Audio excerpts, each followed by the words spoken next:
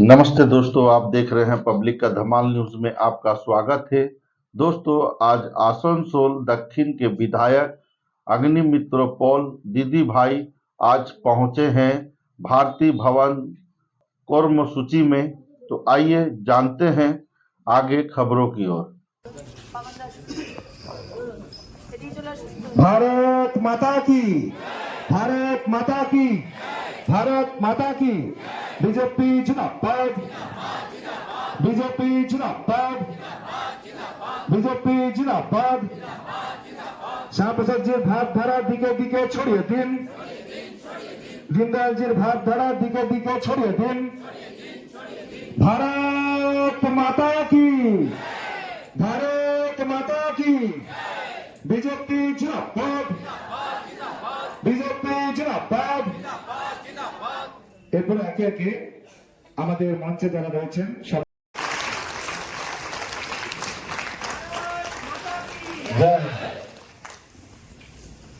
এরপরে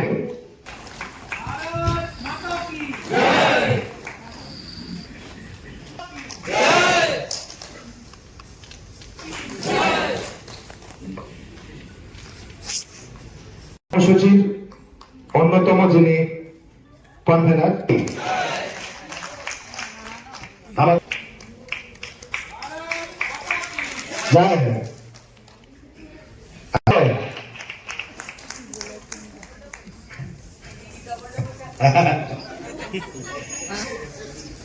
আমাদের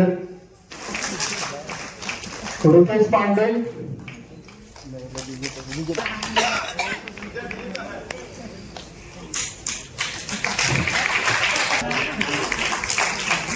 अजय गुप्ता, प्रवीण, सुमन देवी सिंह, संजय साव, गुरदयाल सिंह,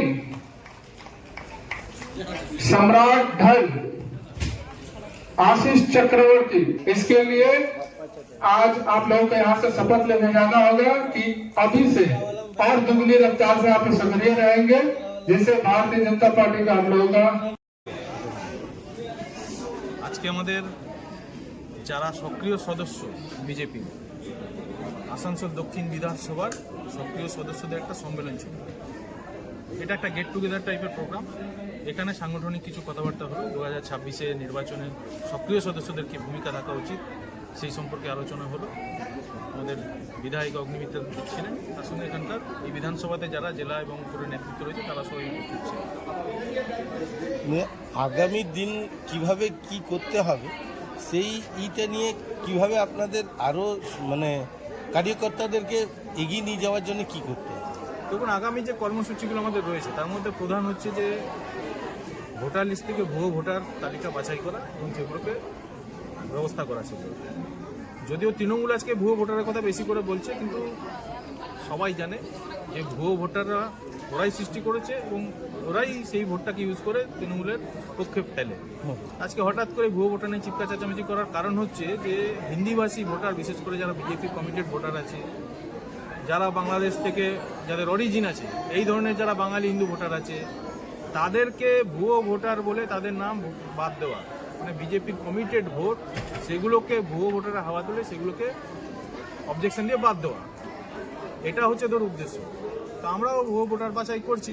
কোথায় নরেন চক্রবর্তী আমাদের পশ্চিম বর্ধমান জেলার জেলা প্রেসিডেন্ট তৃণমূল, ওনার বাবা 2 বছর আগে মারা গেছেন, ওনার নামটাও ভোটার লিস্টে এখনও রয়েছে, জল জল করছে, সেটাও আমরা বের করেছি খুঁজে। এরকম আমরা সবার খুঁজে বের করব, ঠিক আছে? ভুয়ো ভোটারের কাজটা আমরা করছি। বলছি কি এখনও টিএমসি থেকে অনেকই এমনই লোক আছে যাদের বাড়ির লোক ভোটারে অনেক দিন থেকেই মারা গেছে, কিন্তু এখনও ওরা চালিয়ে যাচ্ছে ওই ভোটারটা। সেটা নিয়ে কি বলবো? দেখুন, সেটা নিয়ে আমরা তো এই ভুয়ো ভোটার বাছাইয়ের কাজ অনেক আগে থেকেও করেছি, আমরা অবজেকশনও দিয়েছি।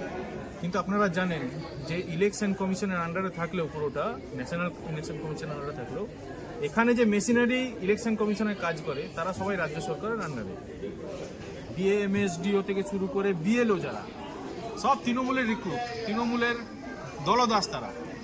সেই জন্য আমরা হাজারো অবজেকশন দেওয়ার পরেও তারা কোনো অ্যাকশন নেয় না এবং তারা সেই ভুয়ো ভোটারদের নামগুলোকেও তারা ওখানে ক্যারি ফরওয়ার্ড করে এগিয়ে নিয়ে যেতে থাকে যাতে তৃণমূলের সুবিধা হয়। এবারে আমরা বাছাই করার পরে আমরা একটা স্ট্র্যাটেজি করছি, আমরা কীভাবে করবো সেটা আপনাদের সামনে আমরা ডিসকাস করবো। আরেকটা জিনিস আছে কি, এখন যে 26,000 টিচারদের নিয়োগকৃত ব্যাপারে অনেক এখনও মানে টিচাররা বুঝতে পারছেন না কি করব, স্কুলে যাব না যাব না তাদের, কিন্তু টিএমসি তো এখনও বলে যাচ্ছে কি আপনারা চিন্তা করবেন না, সব ঠিক হয়ে যাবে। তো সেটা নিয়ে আপনারা কী করবেন? দেখুন, গোটা শিক্ষা ব্যবস্থাটাকে চুলোয় তুলে দিয়েছে মমতা ব্যানার্জি। শিক্ষা মন্ত্রক টোটালটাই জেলের মধ্যে।